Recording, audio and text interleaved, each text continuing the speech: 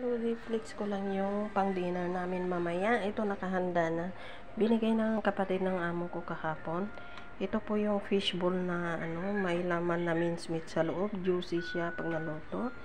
At ito may mga filling na fish isda po yan. Fish meat po yan. Yung tofu ang tawag nila. Yang tofu. Ayan, bell pepper. Ito yung okra. Ito yung tawpok. Sabi nila, tofu. Yan naman yung ampalaya, dalawa. Ayan, bean curry skin, mayroon din feeling na isda. At saka ito yung ipapartner namin, bitaymak, yung palagi kong naluluto na short na noodles na puti na kagaya nitong mga kamay ko. Yung stretch siya na maliliit.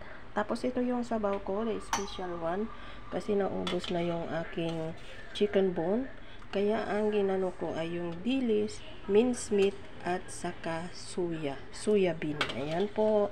Sasalatin ko na lang mamaya. Ayan yung panimpla ko. Bahala na kayo. Basta ang panimpla ko nandoon sa light sauce at saka patis. Para masarap yung sabaw. Thank you for watching.